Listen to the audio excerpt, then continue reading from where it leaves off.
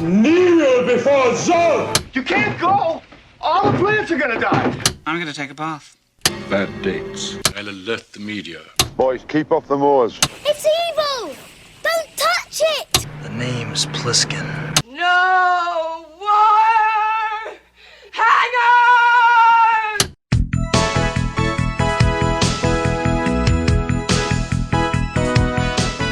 Welcome to Vintage Video, where we're rewatching the 80s so you don't have to. We'll be reviewing every major film release of the 1980s in chronological order, overanalyzing what you've seen and spoiling what you haven't. I'm Patrick O'Reilly. I'm Jesse Bayless. And I'm Richard Wells. And today we're discussing Enter the Ninja, released October 2nd, 1981. It was written by Dick Desmond, based on his own screen story, which is in turn based on a story by Mike Stone, with uncredited work from Menahem Golan and Stephen K. Hayes, directed by Menahem Golan and released by the Cannon Group. I was really hoping you were going to say based on his real-life experiences. Yes, true story. I mean, part of it is kind of based on a true story, but we'll get to that.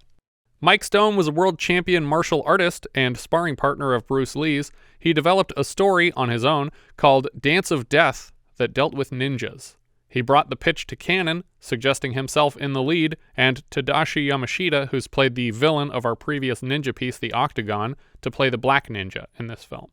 Together, the Octagon and this film were the first Western titles to introduce the word ninja to American audiences, and ninja movies immediately exploded in popularity. I do hate, though, that in order to have a Western audience care about it, our main protagonist of these movies has to be a white dude that has adopted the ways. Mm-hmm. Correct. And while I will say this movie definitely uses the word ninja, Octagon only uses the word ninja. But it echoes, so you have to count it 3 times every time it gets said. I mean, this movie took it so far as our white guy is literally wearing white the whole time. It's weird how many Anglo people there are living in the Philippines to play major characters in this story. Because like the villain and his sidekick's sidekick are all white guys from Germany and America and Britain. And it's like, why can't these just be Filipino people in the Philippines? I don't understand why they all have to be white guys. New Cannon bosses Menahem Golan and Yoram Globus were quick to approve the script with Stone in the lead, and as director, Boaz Davidson, director of recent Cannon minisode, Seed of Innocence.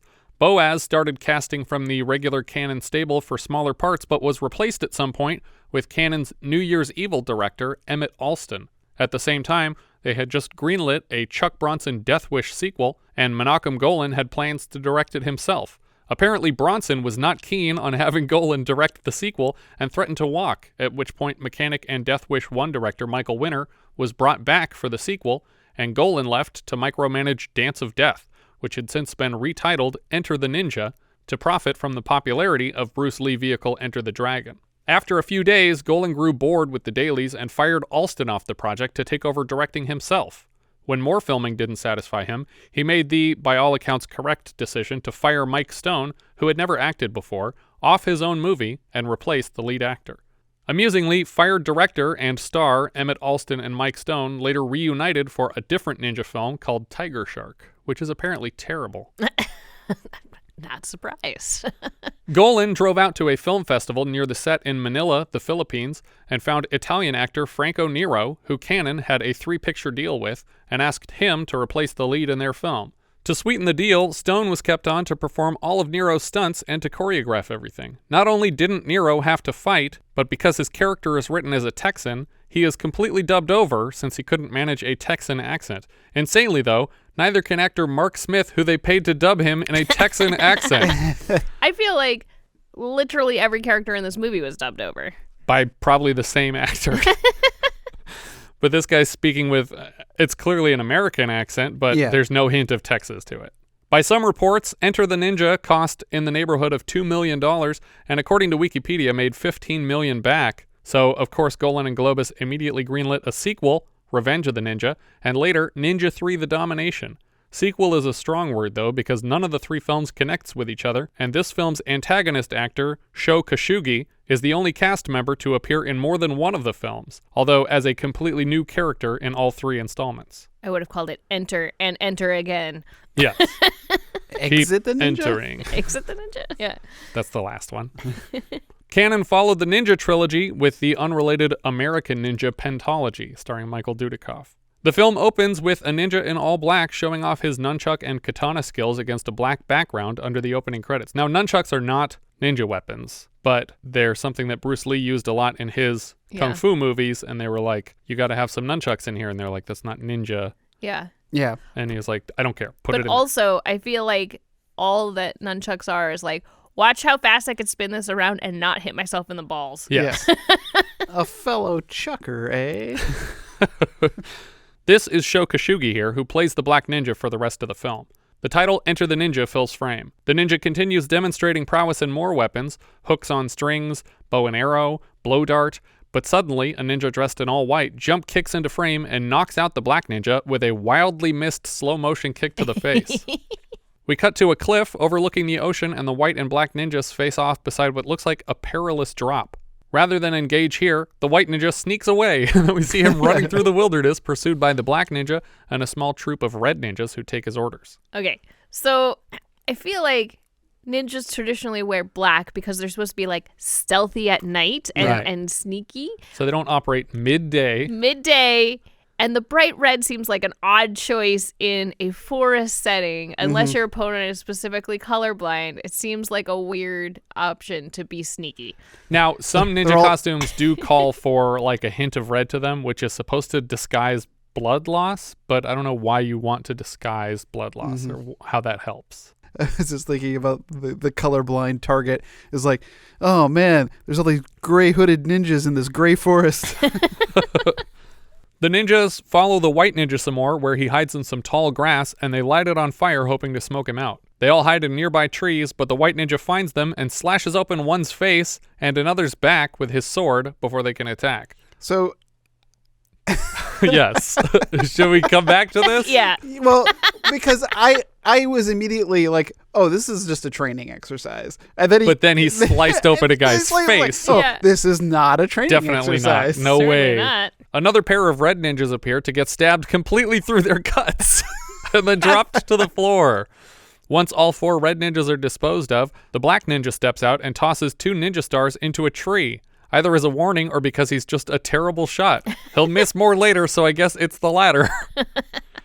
The white and black ninjas face off again, and the white ninja starts firing arrows at black ninja, who catches them midair and then breaks them over his knee. Whitey is suddenly flanked by red ninjas again, and slashes one open with a sword and pins the other's arm to a tree with a knife before burying a shuriken in the man's forehead. Yeah. And doesn't he literally throw a sword straight through one of them? Yes. One of them gets stabbed completely through the gut. White and black have another sword fight at the base of a waterfall. At one point in the face-off, the white ninja just starts booking it back into the trees again. Like, he just keeps running away, and I love it. I love the run that he does. Both men jump over the edge of a waterfall downstream, and we cut to some time later as the white ninja swims under a bridge toward a temple. There was a incident with one of the red ninjas where they're like, it's a nunchuck fight. Yeah. But he slices through the chain and breaks the chain of the nunchucks. Yeah. And my clever joke was he went from nunchucks to no chucks. Ah. Right? Are they no longer chucks if you split them apart? Well, now you can chuck them both separately. So now he's got 2 chucks. But he's 2 chuck. When they jumped off the waterfall, I was like, well, this is a terrible idea at first. Like, I understand white ninja jumping off is like, okay, but I would not follow a guy into water that I can't see, you know, like, yeah, like I would just be waiting under the surface of the water with the sword pointed up. It's like, go ahead, jump in the water, idiot. Come on down, boy. But then he gets to the shore and the black ninja is still swimming in the water. It's like, just stab him in the water. Yeah. Why are you waiting for him to swim? But he just doesn't care about this ninja, and he heads off to this temple. He takes out a small yard of red ninjas and finally trips up the black ninja feet from the front door of this building. For some reason, about 10 minutes into the movie, he gives the black ninja a choice at survival that he hasn't offered anyone else. Surrender or die. Surrender!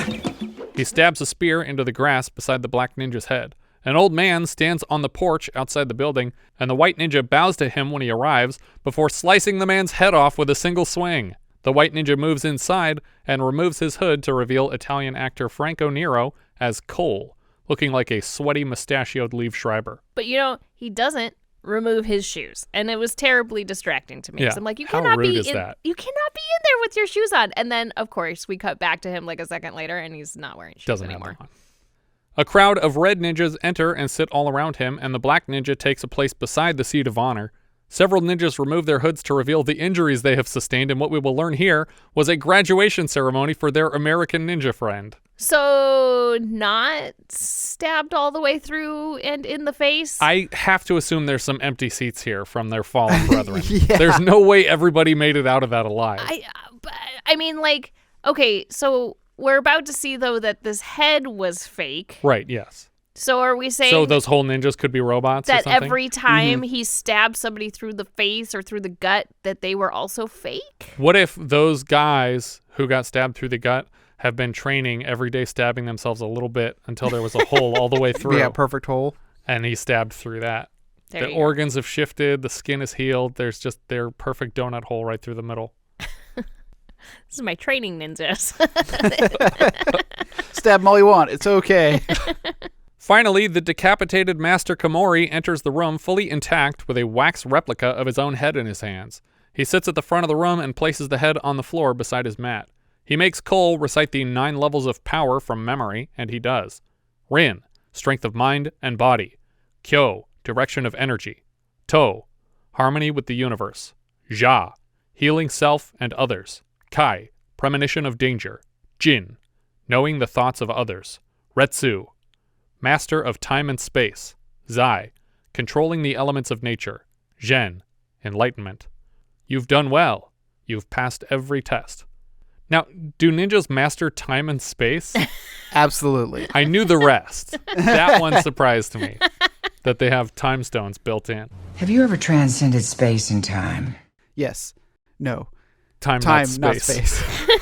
No, I don't know what you're talking about. How am I not myself? How am I not myself? Master Komori hands over a scroll confirming Cole's ninja certification. The men all enjoy a shot of what looks like sake in the yard, except for Black Ninja Hasegawa, played by Sho Kosugi. He doesn't consider Cole to be a ninja on account of his caucasity. He has mastered ninjutsu. He is a ninja. He is no ninja. Hasegawa considers himself superior, coming from a long line of noble samurai. Later, Komori and Cole go for a walk, and Cole explains that he's leaving for the Philippines to visit a friend. Komori warns him to guard his new power of ninjutsu, and blames Hasegawa's anger on a feeling of obsolescence in the modern world. Because it is the 20th century. In Japan, there is no samurai, no ninja. In a different time, Hasegawa would have been a great warrior. I understand. The master reminds Cole to use his strength to help the least fortunate, and we cut to Cole arriving at Manila Airport. A taxi drops him off at his friend's gate, and instead of getting their attention with a bell or something, he scales the wall with ease. At the porch, he is met by a blonde woman with a shotgun.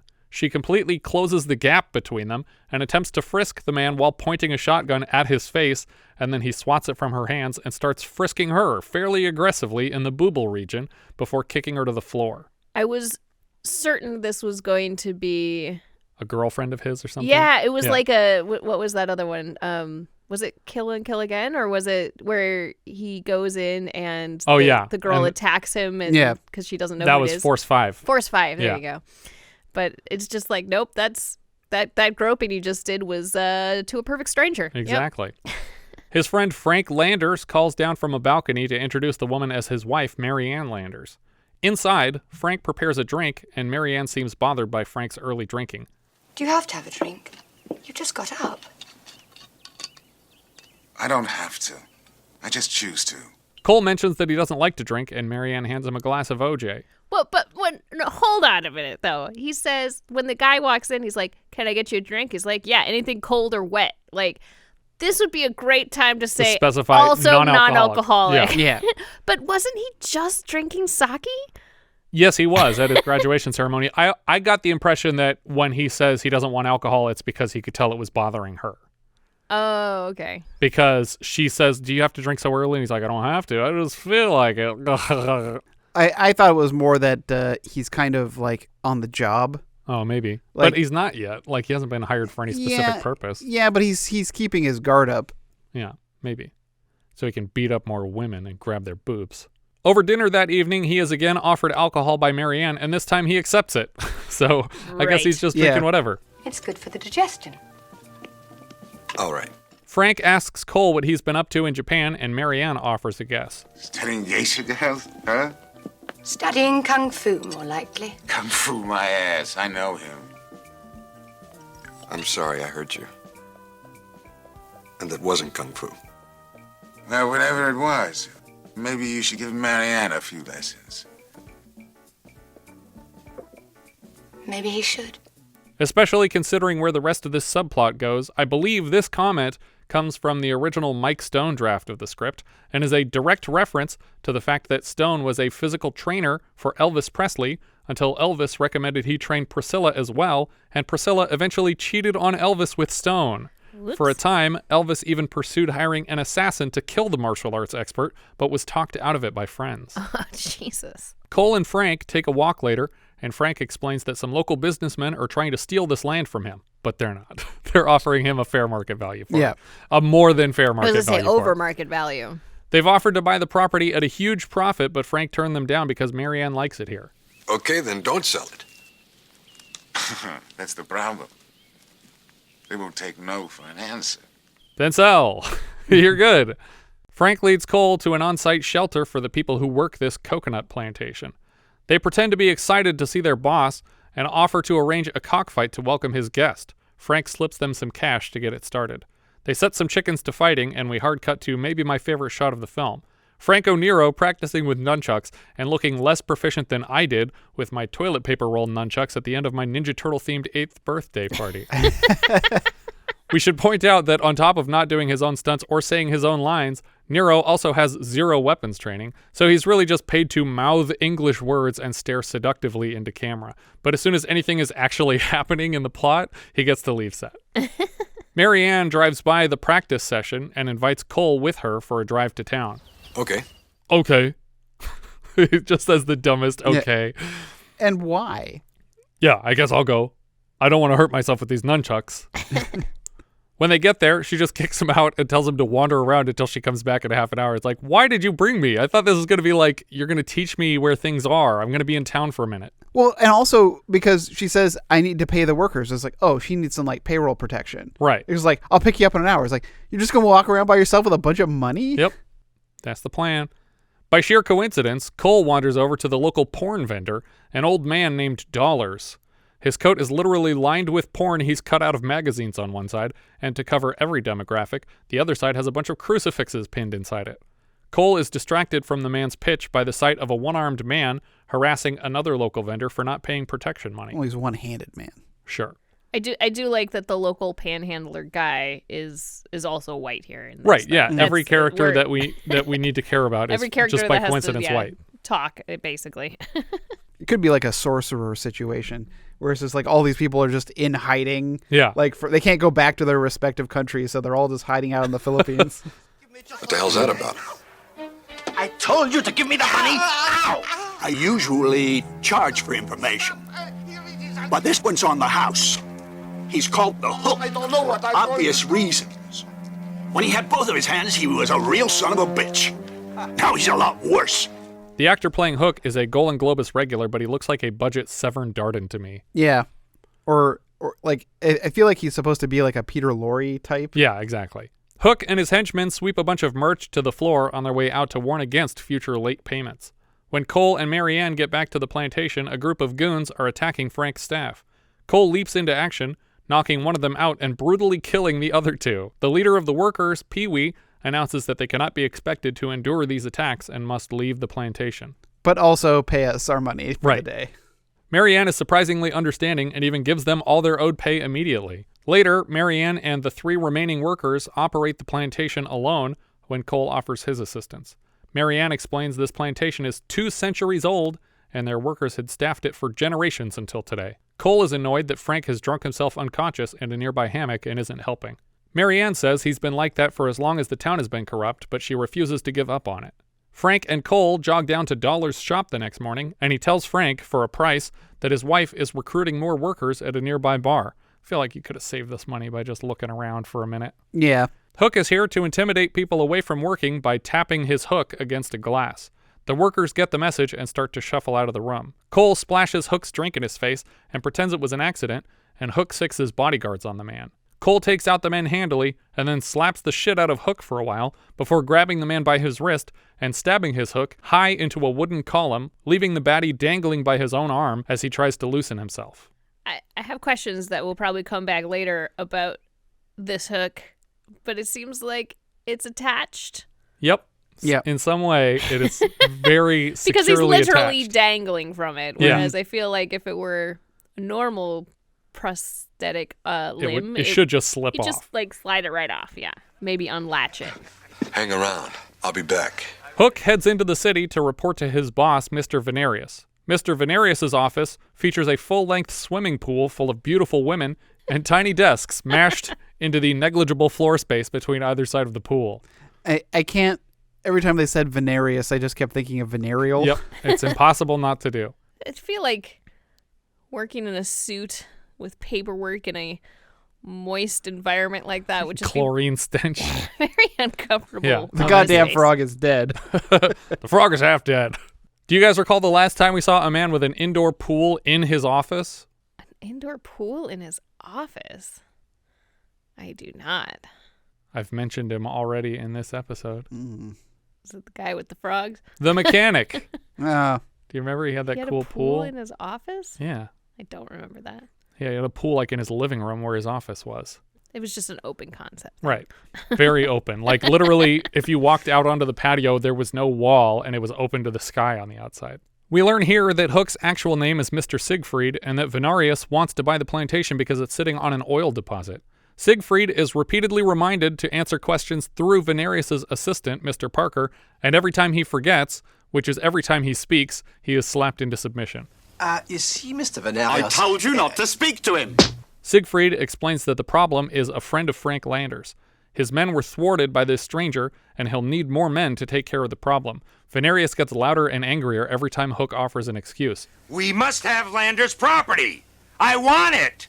What will it take to get it? They carpool to the docks where Venarius picks 10 men from a pool of volunteers. These don't seem like the cream of the crop. You just went and grabbed like random day laborers and you're like, here's your new fighting squad. Yeah.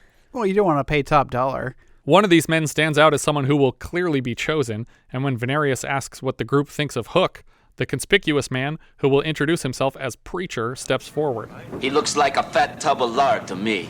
Venarius orders Preacher to kill Hook right here and now, but when he gets close, Hook stabs the man in the balls with his hook, and the fight is over before it started. After this demonstration, the crowd of volunteers thins out, presumably to just the men with no ball sacks. And since there are still twice as many as they need, they're asked to pair it off and fight, presumably to the death, until there's only 10 left. We cut to a polo match where Venarius spots Frank and Cole together and orders a tail on Cole. Frank confides in Cole that he's not a fighter anymore, he's a drinker now. As he leaves to make a drink order, Cole has a flashback to a time Frank saved his life during the Angolan Civil War years earlier. The next morning, without satisfying explanation, Pee-wee and the entire crew of the coconut plantation have returned to work. I guess because 3 bodyguards got punched earlier today, and they're like, it's definitely safe to go back. And there's not a lot of coconut work on the island. I guess not. Frank has the perfect way to celebrate the return of his workers. Let's have a cockfight! Oh my god, he's so excited about cockfights. He's like a little kid. He's like running around going, yeah, cockfight, yeah, oh boy. The birds are set loose to fight once again, but worth pointing out that they're just fighting with their feet and beaks. They're not fitted with blades or anything like that. So much better. I mean, it's much more brutal that way. What they're doing here is just what chickens do when they hate each other. Yeah. But we never see any blood in these fights, and we don't watch it until one of the chickens literally dies, which is nice. But I do get the impression that these are like a metaphor for the ninja versus ninja fight. Like, there's a group of uninvolved people who put all their money into one team, and they're like, you guys fight each other as proxies of us. Right on cue, Hook and his new men show up to scare the workers away again. Hook says that the workers are disobeying a union, but Frank is a big-time union buster and assures the goons that his indentured servants have no such union. Hook offers to form one to help them achieve better working conditions and pay, but Frank tells him to fuck off because he doesn't want these people organized. Hook tries to make an example of Pee-wee, and when Frank steps in to break it up, a human fight is quickly underway, next to the chicken fight. Pee-wee is tied to the back of a car and dragged around the paddock until Cole can ride a horse alongside the vehicle and then hops into the back to knock out the driver. This is such a dangerous shot, and it's actually Franco Nero on the horse getting really close to a moving vehicle. It was really bothering me that this horse was going to get run over somehow. Frank enters and exits the fight quickly and sits bleeding from the mouth on the sidelines for the bulk of it. Cole takes everyone on alone again. When it's down to just Hook, Cole starts tearing off the prosthetic, but inexplicably, this hook was actually surgically attached to the bone. So when it comes off, there's bits of blood and muscle hanging from the stump. I prefer to believe that the hook was pretending to be one-handed for the clout it gave him, and Cole just tore off his hand inside this fake hook. Well, yeah, because, like, it should be pointed out that there was nothing, this hook wasn't like a mechanical hook. Like, it's not one of, like, the two-pronged ones that you can, like, open and close. So, no, like, it's literally a Captain Hook hook. Yeah, it's just a straight-up hook. So there's no reason that this would be, like, attached to the body in any way. As Hook stumbles away, bleeding from the arm, Cole tosses the prosthetic to the ground after him. You forgot something.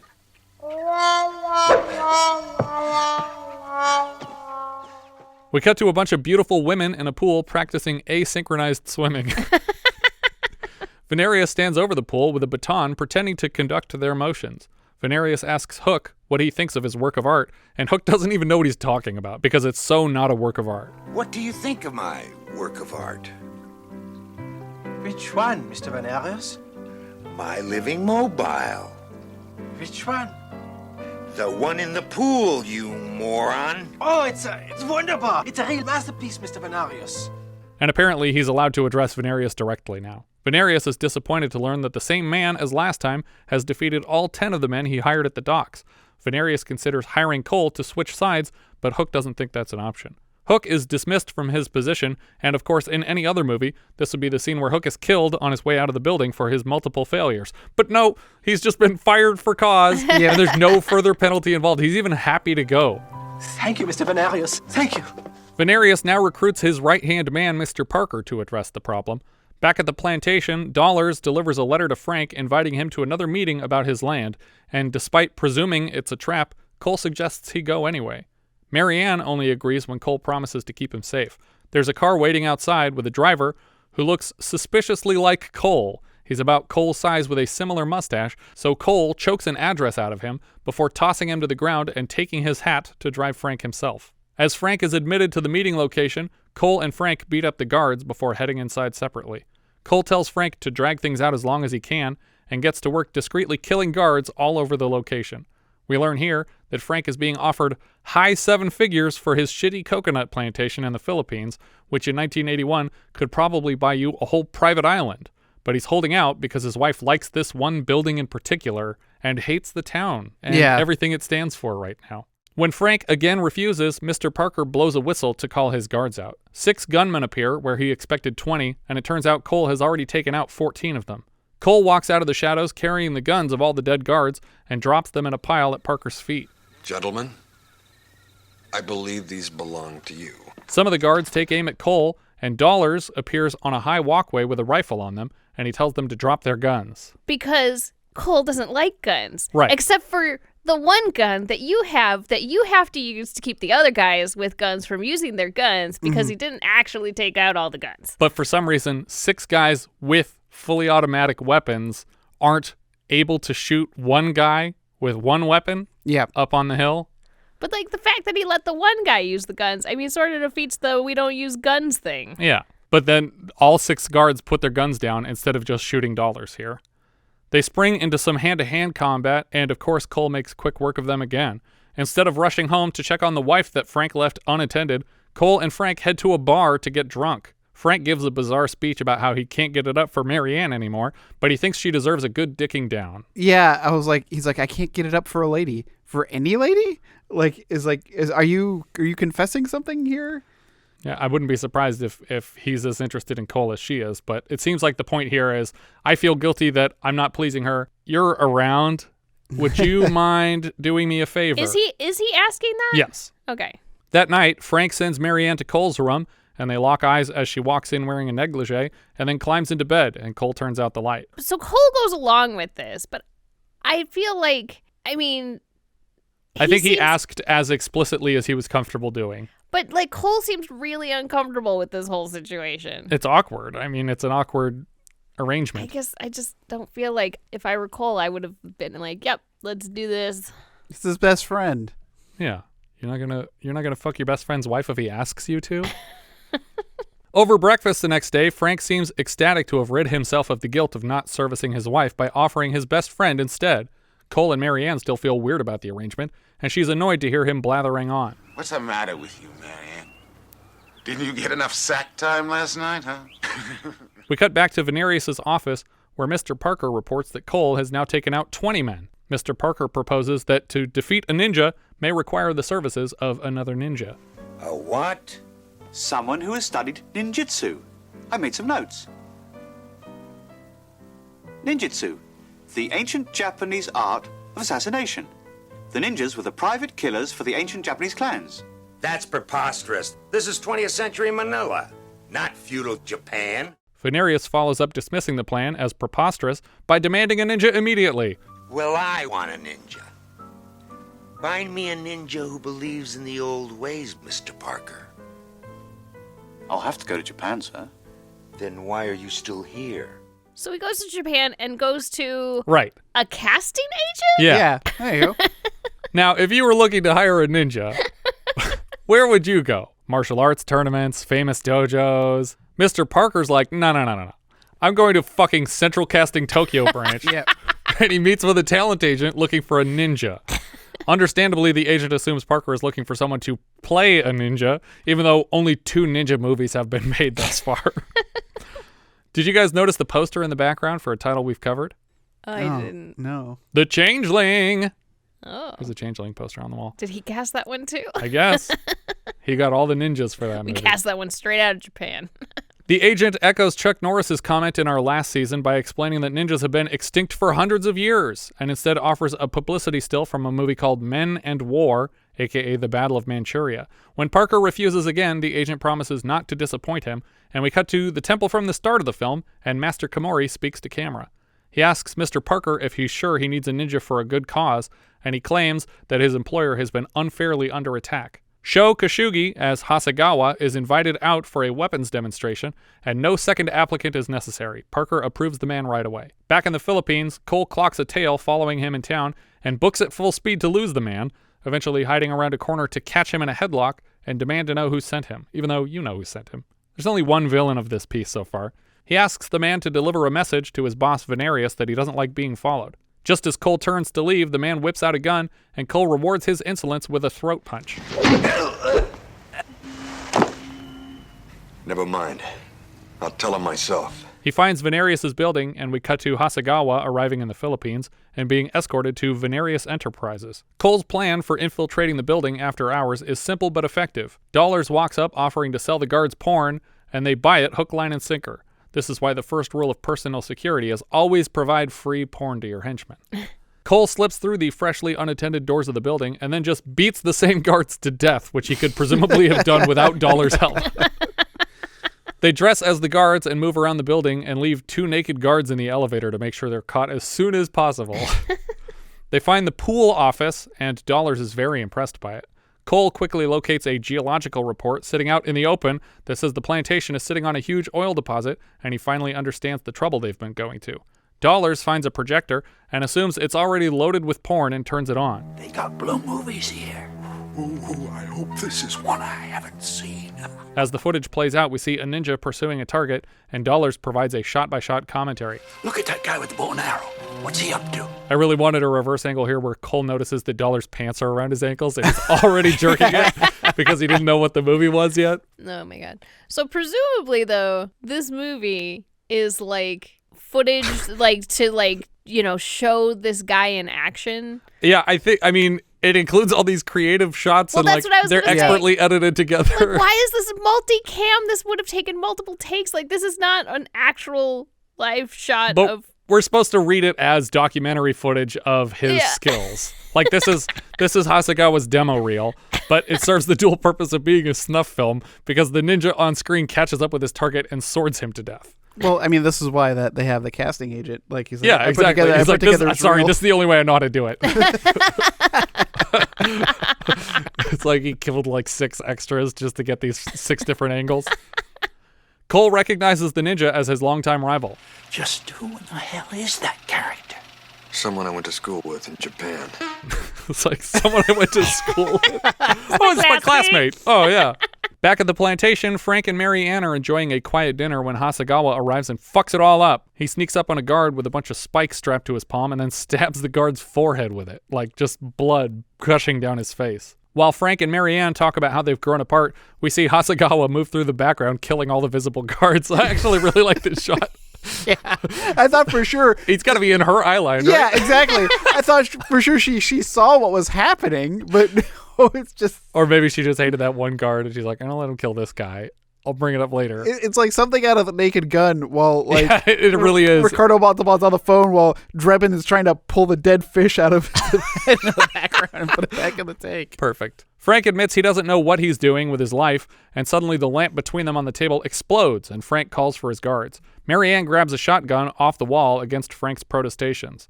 When the guards don't respond to Frank's cries, she just wanders out into the yard, ignoring Frank calling for her, to the point that I was almost certain she was working for Venarius, because she's just ignoring everything he does and not following his instructions. She's quickly taken captive by Hasegawa and tied to a tree. Frank finds her shotgun on the ground, but before he can get to her, Hasegawa finds him and starts slicing him up real good. Frank runs to Mary Ann to untie her, and Hasegawa throws another shuriken and misses again.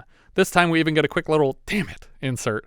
So I was sure that it was clearly a mistake this time, but a second shuriken stabs Frank in the back of the leg. He collapses, and then Hasegawa slashes open Frank's throat in front of her. Venarius arrives at his building after hours and is immediately annoyed to find his stronghold unguarded, but both elevator bays are full of guard corpses. And every time we see the exterior of this building, the elevators are going up and down because they wanted to show us that those are elevator shafts. So they must be going up and down full of dead guards. Yeah. Who's pushing the buttons? I don't know. One of these guys is faking it just so we can get out of this job. Venarius suggests putting Hasegawa to work, but Parker has already ordered the attack. The shelter at the coconut plantation is fully engulfed in flames, and the workers run for their lives. And Hasegawa's just running around with 2 torches, screaming maniacally. He's just like, ah! Stabbing it into the walls and setting everything on fire. He's got to know he's the bad guy at this point, right? No, does he not care? I mean, yeah, I don't think he cares. I don't think any good guy sets a village on fire. I think as soon as he found out that it was Cole that was here, he was like, oh, fuck yeah. I was excited about being hired as a ninja at all. You tell me that I get to kill the white ninja? Yes, please. Thank you. I guess it's like it must be like, even though it seems like the teacher of this school is like, you have to be honorable and take good, do good and take good missions. I think Hasegawa is just like, no, I take the mission. I don't ask questions. You hired me for a job. I will do the job. He thinks of it more as a mercenary thing, but which it is. Yeah, but I also feel like Komori should be vetting these people more. If he's just like, no, come on, who are you? Like, what is your business? And let me get some references here. No, it's just like, you're good, right? Yeah, I'm good. All right, cool. Take this ninja. Take this super deadly ninja that I trained to kill everything. There's more background checks for rental cars than there are for ninjas.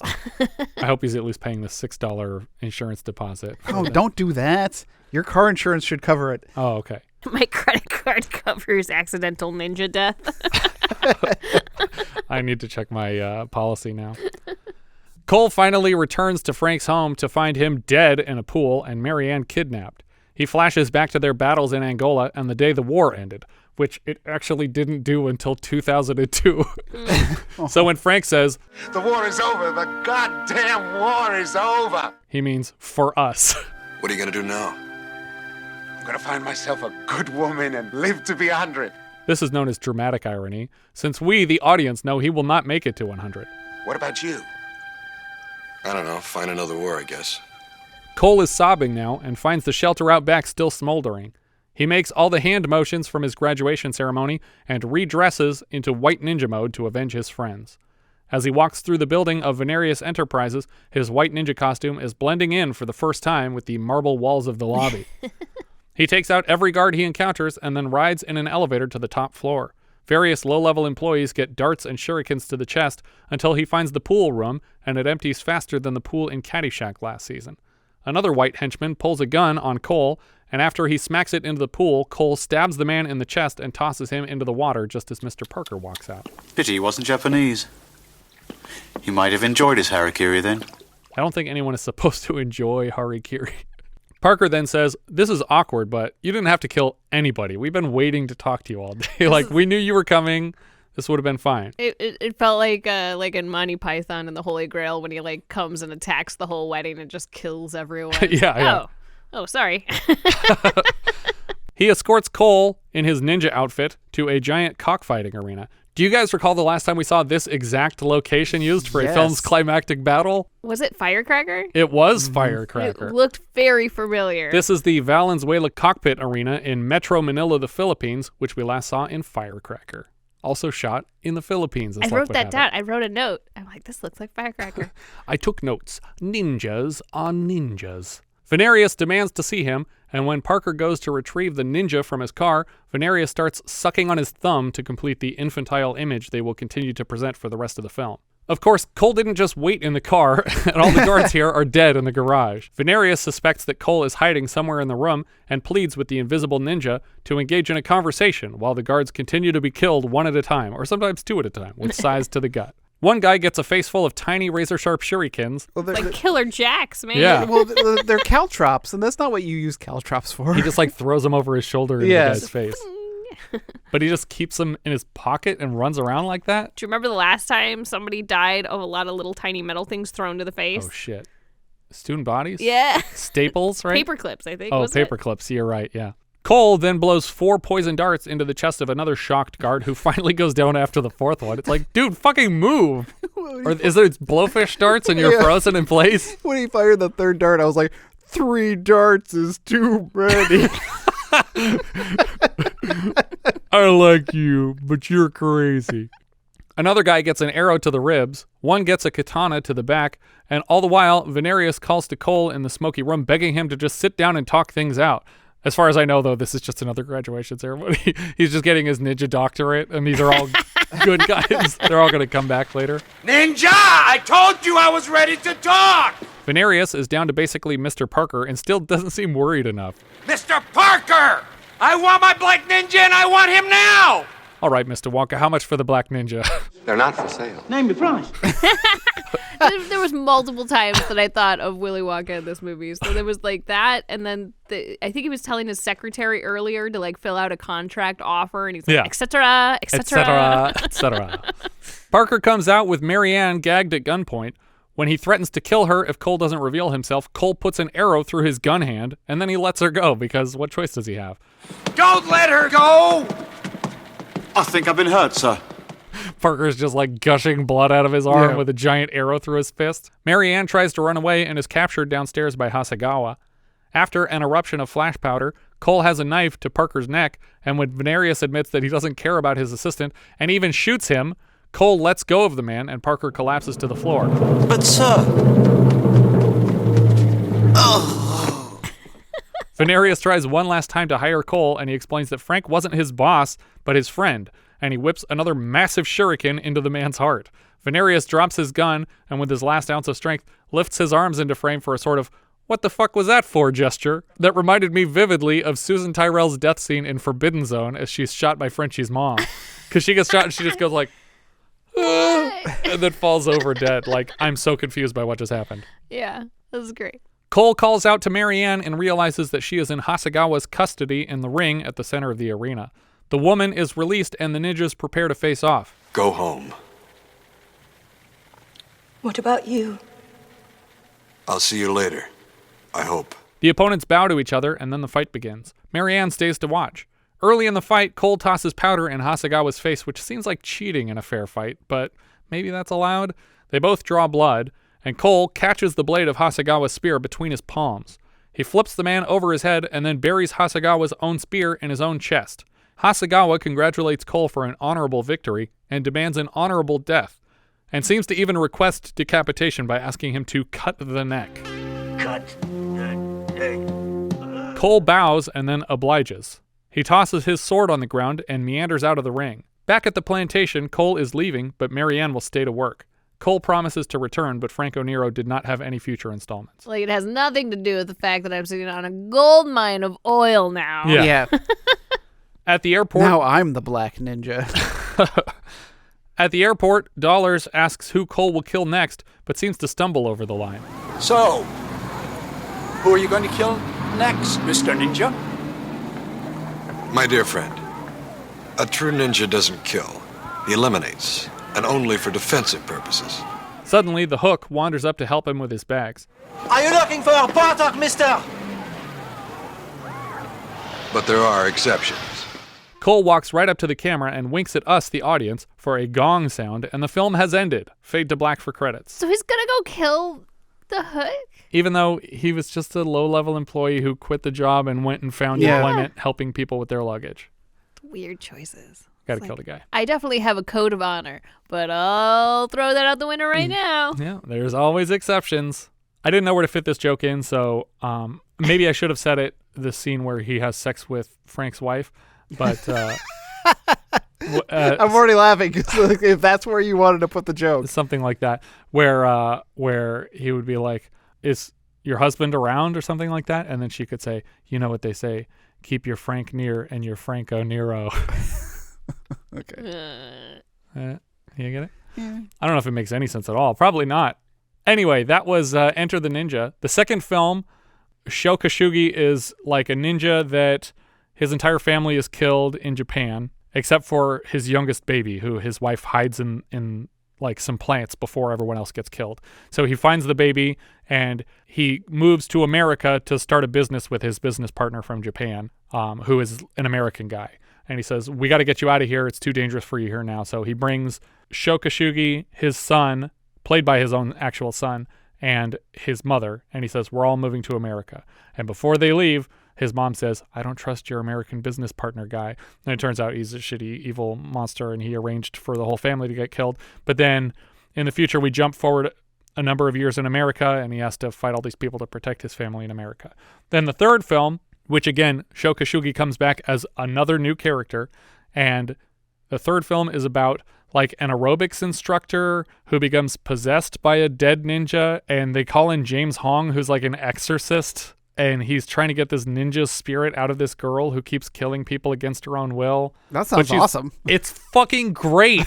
It's like, if you ask anyone the order of these movies, they will tell you the first one's okay, the second one's the best one, and the third one is the worst one. They are all wrong. The third one is by far the best, craziest, most interesting, fun to watch movie. And I would say that this one that we just covered is much more fun than the second one, where it's like, other than Sho Kosugi, I didn't know anybody else, and the action's not that fun, and I don't really care about any of the characters in the second one. But the third one is fucking great, and I can't wait to show it to you guys. Now I want to watch it, because I thoroughly enjoyed this one. It was amusing the entire way through. So the second movie is in 83, the third one is in 84, right away again. So we'll get 2 sequels 2 years in a row, which for us will be like within 6 or 7 years. Yeah. I'll forget I'll have watched this one. I'll forget I watched this one like next week. I'll make you rewatch it. But anyway, so that's the Ninja series, and then they came back with the American Ninja series after that series had closed. Yeah. You didn't mention it all. This entire time it had amazing music. The music's not bad. Every time the music popped in, I'm like, this is so great. But yeah, this is definitely, I think this is a thumbs up for me. And I honestly, even though he's a terrible actor and he's not doing any of his own work here, I think Franco Nero makes it for me. Like, he just has such an interesting face, and I love seeing all of his weird stares and like glares into camera. It's for sure a thumbs up, but it's a thumbs up in that like it's a stupid fun movie. Yeah. Like it's not like it's a good movie. It's just dumb constantly, and I'm like, this is great. Yeah. Oh boy. Well, I didn't really enjoy this movie at all. Thumbs up though, right? No, it's not a thumbs up. It's a thumbs down. It was. I get how it could be entertaining, but maybe I just wasn't in the mood when I was watching it. But I was just not interested in this movie at all. I think you will like the third one a lot. But I really don't have anything to say. Like it's goofy and it's probably worth a watch, but this isn't even like the kind of movie like those. Oh my gosh, you have to watch this terrible movie. Yeah, it's not like Duel to the Death either, where it's like completely ridiculous action set pieces where you're like, holy shit, is that what they're implying just happened? It's not that over the top, but it's in that vein. Yeah, no, it's on the path to that. And the second movie borrows a kill that we saw in Shogun Assassin where someone gets stabbed through a wall and then blood just starts coming out of the wall and the person falls and cuts open the paper panel of the wall. Okay, yeah. But yeah, there's a lot of stuff that I recognized in the second film from earlier ninja movies. But yeah, that's Enter the Ninja. Where's this going on your letterboxes? I was going to also mention that the entire time I couldn't help but feel like Venarius was dubbed by Willem Dafoe. Yeah? I thought it sounded just like he him. definitely does sound like him a little bit. Back to formula! The frog is half dead. Well, I think this was... I liked it. It's still a middle of the road movie because it's not like it's fantastic, but it's not horrible. So I have it at 62 out of 135. Okay. It is... Is it 135 or 134? 135. Okay. I haven't had the other one yet. Okay, cool. It is below Gallipoli, but above Fort Apache, the Bronx. All right. Richard, what do you got? I have it at 111, which puts it below the Bushido blade, but above Cheech and Chong's Nice Dreams. Really? Below the Bushido blade? Yeah, I'd much rather watch the Bushido no, blade. No, you wouldn't. That was a made-for-TV movie. It was this garbage. One was at least, like, ridiculous. Bushido blade was, like, just boring. This movie was boring. You're boring. Oh, let's not say anything we can't take back. I can't edit this one. I told you guys that, right? My computer's broken. Firecracker is right above this. This is at 104 of 135, so it's just below Firecracker and just above The Unseen. And Firecracker, I think, had a little bit better fighting scenes.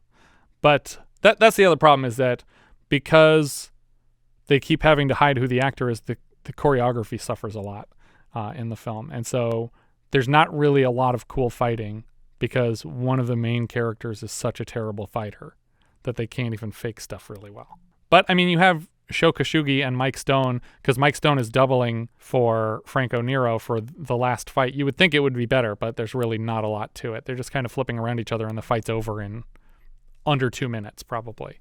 Yeah.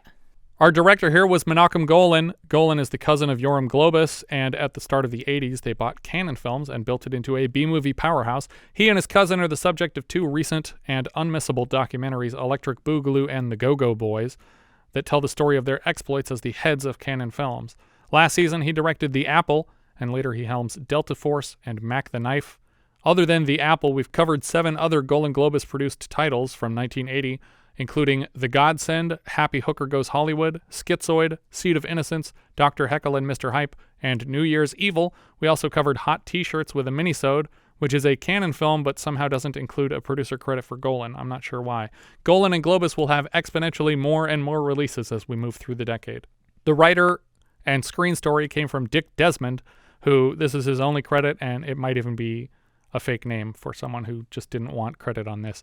The story came from Mike Stone. This was his first writing credit. He has mostly stunt work before, and later he gets a screenwriting credit on The Ninja Legacy and Tiger Shark. He also serves as a martial arts choreographer on the American Ninja film series. Uncredited writing from Stephen K. Hayes. This was also his only writing credit. He claims he was too embarrassed to take a credit on the film. He also served as the uncredited stunt double for John Rhys Davies in TV movie Shogun. The music here was from W. Michael Lewis. So far, we've heard music he composed in Shogun Assassin, New Year's Evil, and Blood Beach, in which he actually plays a musician in one of the club scenes. Other music came from Lauren Rinder, who also composed on New Year's Evil and appears as a musician in the Blood Beach Club.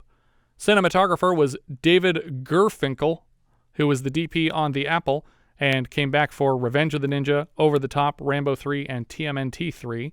The editor here was Michael J. Duthie, who previously cut Rough Cut. He's back later for Sahara, Bloodsport, American Ninja, and Delta Force sequels, Stargate, Stigmata, 3K MTG, and more recently The Hitman's Wife's Bodyguard. The other editor was Mark Goldblatt, who previously cut Piranha and Humanoids from the Deep and The Howling. He's back later this season for Halloween 2, and then Terminator, First Blood Part 2, Commando, Jumpin' Jack Flash, Predator 2, Last Boy Scout, Super Mario Bros., True Lies, Showgirls, Starship Troopers, Armageddon, Detroit Rock City, Pearl Harbor, Bad Boys 2, X-Men The Last Stand, Rise of the Planet of the Apes, Chappie, and most recently the Eli Roth Death Wish. Franco Nero played Cole. He was Amerigo Vespucci in Django Unchained, as a reference to his appearance in the lead of the original Django film. DJAN G-O. The D is silent. I know. He's also Lancelot in Camelot, where he met his future wife, Vanessa Redgrave. He's Esperanza in Die Hard 2. He's in Cars 2. And he's Julius in John Wick Chapter 2. I think he's in charge of the Italian hotel. Yeah, he's the concierge of the... Yeah. And he also, we've seen him so far as the Jesus character at the beginning of The Visitor, who's teaching all the little bald kids the history of the galaxy and evil. Susan George played Mary Ann. She was Amy in Straw Dogs. She's Mary in Dirty Mary Crazy Larry, and Blanche Maxwell in Mandingo.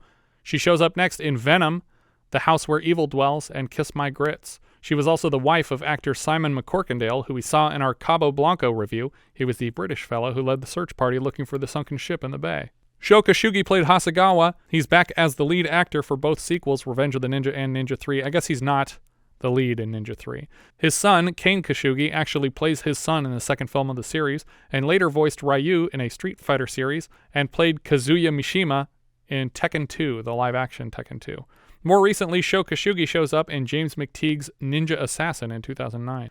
Christopher George played Venarius, no relation to this film's Susan George. We've seen him so far as the detective on the case in The Exterminator, and as the track coach / shop teacher in Graduation Day. He was also recommended for that second gig by his wife Linda Day George, after she worked with director Herb Fried on Beyond Evil, which we covered with a minisode. Christopher George returns for Grizzly, Mortuary, and later cult classic Pieces. Alex Courtney played Frank. I didn't recognize much else except that he looked a lot like Stephen Wright to me, kind of. Will Hare played Dollars. He's back later this season as Father Everson in Pennies from Heaven, and later he's the grandpa in Silent Night, Deadly Night, but he's likely best known for his appearance as Pa Peabody in Back to the Future, in whose barn the DeLorean makes its initial landfall on November 5th, 1955. He's also the face of the Chessmaster game series, which is Ubisoft's chess game, one of the most popular chess simulator games. Zachi Noy played Hook, or The Hook. He's a Golan Globus regular from their early days in Israel. He shows up in Lemon Popsicle and many of the sequels to Lemon Popsicle, and then Hot Bubblegum before this, Private Popsicle after this. Constantine Gregory played Mr. Parker. He's an aide to Metz in Diamonds Are Forever. He's a navigation officer in Voyage of the Damned, and more recently he was a Russian general in Wonder Woman 1984. Dale Ishimoto played Komori. He comes back as Okuda in Ninja 3 The Domination. Ken Metcalf played Elliot. He was Eric, the arena boss in Firecracker, so there's people connections to Firecracker also, obviously because they're probably local hires. Alan Emil played Maroon Ninja, so that wasn't Red, it was Maroon, we were wrong. He comes back to play Red Ninja Leader in Revenge of the Ninja. Jack Turner played Maroon Ninja. He returns to play Stairway Gunman No. 1 in Revenge of the Ninja. Jim Gaines played Venarius' man. He's credited as Gladiator in Firecracker earlier this season. Don Gordon Bell plays another Venarius man, who is also a gladiator in Firecracker. And Robert Wall played a thug. Before this, he was O'Hara in Enter the Dragon. He's Bob in Way of the Dragon, and Carl Muller in Game of Death. He continued collaborating with Chuck Norris through Code of Silence, Invasion USA, Firewalker, Sidekicks, and a recurring role on Walker, Texas Ranger. Those are all the credits I have for this one. I think that's everything for Enter the Ninja. If you have any thoughts you'd like to share, we are Vintage Video Pod on Twitter, Facebook, Instagram, YouTube, and Letterboxd, where, as I've said before, you can find each of our full movie rankings for the year. We can also be found at vintagevideopodcast.com. We also have a Discord. Join the 24/7 movie chat and share your thoughts on episodes past, present, and future at vintagevideopodcast.com/Discord. And if you're listening on YouTube, don't forget to subscribe. What's that sound? We got one! That's right, it's longtime patron Carlos Moda. As a top-tier patron of the show, Carlos currently has access to 36 full-size 70s reviews and 42 minisodes from 1980 and a hand in choosing next month's film. For February of 1973, $5 patrons are choosing between the following 9 titles. Black Caesar, Larry Cohen's blaxploitation crime drama about the rise and fall of a crime boss in Harlem, starring Fred Williamson, Gloria Hendry, and Julius Harris, with a score from James Brown.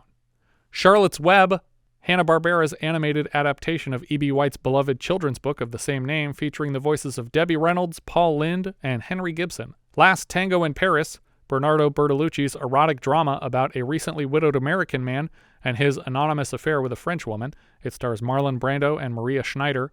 Lolly Madonna XXX, Richard C. Sarafian's action film based on Sue Grafton's novel Lolly Madonna War, which tells the story of a Hatfields and McCoys-type family rivalry that escalates to torture and murder, starring Rod Steiger, Jeff Bridges, Gary Busey, and Scott Wilson. Save the Tiger, John G. Avildsen drama about a man sacrificing his morals to keep his fashion company afloat, starring Jack Lemmon, Jack Gilford, and Laurie Heineman. The Train Robbers, Burt Kennedy Western about a widow hiring a man to locate gold her deceased husband stole with the intention of returning it and clearing her family name for the sake of her son. It stars John Wayne, Anne Margaret, and Rod Taylor. Turkish Delight, Paul Verhoeven's romantic drama based on Jan Volker's novel Turk's Fruit, 1973's Best Foreign Film Oscar winner, about young lovers, starring Rutger Hauer and Monique Van de Ven. Pulp, the late Mike Hodges crime comedy about a former actor who hires a pulp novelist to compose his autobiography. It stars Michael Caine, Mickey Rooney, and Lionel Stander. And finally, Walking Tall, Phil Carlson's action biopic on wrestler-turned-sheriff Buford Pusser, who single-handedly cleaned up his own town of McNair County, Tennessee. It stars Joe Don Baker and Elizabeth Hartman, and is technically the start of a trilogy of films, the first of which was remade in 2004 starring The Rock. Each of these celebrate their 50th anniversaries this coming February. Thank you so much for listening. I hope you'll join us next time when we'll be discussing Paternity, which IMDb describes like so. A single man searches for a woman who will bear his baby with no strings attached. I mean, there's going to be one string. Yeah, there are a couple of strings. At least an umbilical cord. One string attached. We leave you now with the trailer for Paternity. Burt Reynolds has an unusual proposition. I want you to have my baby. I want you to be the mother of my son. But he doesn't want to get married. Me? You do a service, I pay you for it. It's a business transaction, cut and dry. Do I have to live with you? The next thing you know, they're going to be asking me to take my pants down. Oh, not yet. I think it's good to get these things out in the open. Burt Reynolds in Paternity, rated PG.